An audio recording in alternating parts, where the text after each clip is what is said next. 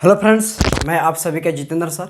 इस वीडियो में हम लोग सीखेंगे सर्वनाम। ठीक है, इससे पहले मैं भाषा व्याकरण संज्ञा जो भी हो वो हम करा दिए हैं। ठीक है, आप नहीं देखें उस वीडियो को जरूर देखिएगा। आइए इसमें हम सीखते हैं सर्वनाम किसे कहते हैं। देखिए, सर्वनाम क्या है कि जो शब्द किसी संज्ञा के बदले में आता है। ठीक है, ध्यान दीजिएगा कि जो शब्द किसी संज्ञा के बदले में आता है उसे हम लोग का सर्वनाम कहते हैं। अब यहाँ पे क्या आता है भाई, जैसे मैं, तू, आप, यह, वह, सो, कोई। ठीक है, ये सब क्या है, संज्ञा के बदले में आता है। ठीक है, अब यहाँ पे देखिए क्या होता है, गर्मी बहुत है।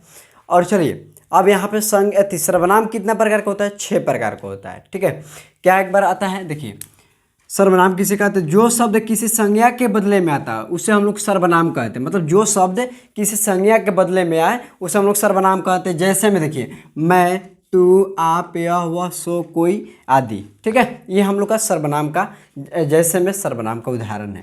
अब यहाँ पे आता है सर्वनाम 6 प्रकार का होता है। ठीक है, एक निश्चयवाचक होता है। देखिए पुरुषवाचक क्या आता है, पुरुषवाचक सर्वनाम। तो पुरुषवाचक सर्वनाम किसे कहते हैं, तो देखिए जिससे कहने वाले और जिससे कहने वाले, सुनने वाले, जिसके विषय में कहा जाए। ठीक है, जिससे कहने वाले किसी संज्ञा के माध्यम में कहने वाले और सुनने वाले, ऐसे भी बोल सकते हैं। किसी माध्यम के विषय में कहा जाए या सुनने वाले को हम लोग क्या कहते हैं, क्या कहते हैं हम लोग, पुरुषवाचक सर्वनाम कहते हैं। ठीक है, अब यहाँ पे देखिए पुरुषवाचक सर्वनाम 3 प्रकार का होता है। एक उत्तम पुरुष, मध्यम पुरुष, एक क्या होता है, अन्य पुरुष। ठीक है, अब इसे हम लोग क्या जानेंगे। अब आपको मालूम होना चाहिए कि उत्तम मतलब क्या होता है, मध्यम मतलब क्या होता है, ये तो मालूम होना चाहिए ना। अच्छा, उत्तम मतलब होता है कि कहने वाले। ठीक है, उत्तम मतलब होता है कहने वाले, और मध्यम मतलब होता है कहने वाले, सुनने वाले, और अन्य पुरुष मतलब होता है जिसके विषय में कहा जाए। मतलब कहने वाले, सुनने वाले, जिसके विषय में कहा जाए उसे हम लोग क्या कहते हैं, अन्य पुरुष कहते हैं। समझ गए, उत्तम मतलब क्या आता है, कहने वाले, और मध्यम मतलब सुनने वाले, और अन्य मतलब जिसके विषय में कहा जाए। समझ गए।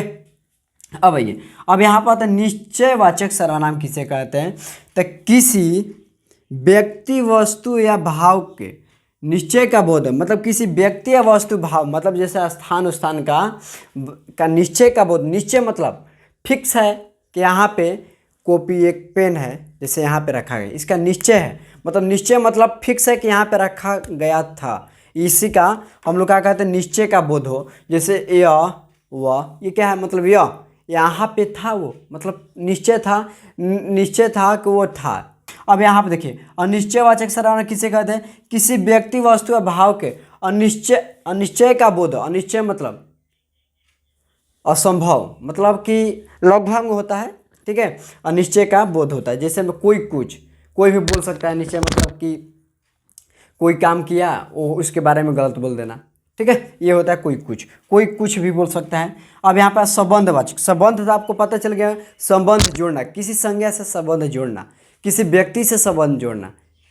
ठीक है, आप चलिए अब यहाँ पर देख, संबंधवाचक किसी संज्ञा से संबंध जोड़ना, उसे हम लोग क्या कहते हैं, संबंधवाचक सर्वनाम कहते हैं। जैसे में सो, जो, कोई आदि। जैसे आप लोग का शादी होता है, किसी का भी शादी हो, ठीक है, तो उसमें संबंध जोड़ा जाता है, रिलेशन जोड़ा जाता है, उसी को हम लोग क्या कहते हैं, संबंधवाचक सर्वनाम कहते हैं। अब निजवाचक सर्वनाम किसे कहते हैं, निजवाचक तो किसी संज्ञा से आपने या निज का बोध हो।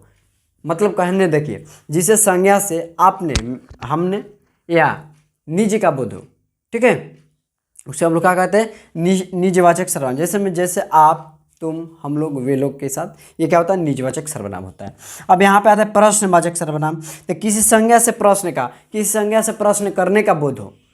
जैसे आप लोग प्रश्न, हम आपको बोल रहे हैं कि राम आम खाता है, ये प्रश्न हम कि आपको उत्तर देना है। ठीक है, उसी को हम लोग क्या कहते हैं, प्रश्नवाचक सर्वनाम। आई होप कि आपको समझ में आ गया होगा। ठीक है, चलिए ये सर्वनाम खत्म हो गया। अब रह जाएगा क्रिया, विशेषण, ये सब जितना रहेगा आपको वीडियो इसी चैनल पे दिया जाएगा। और हाँ, समझ में आ गया होगा तो चैनल को सब्सक्राइब कर लीजिएगा और अपने दोस्तों पर जरूर शेयर कीजिएगा। चलिए अगले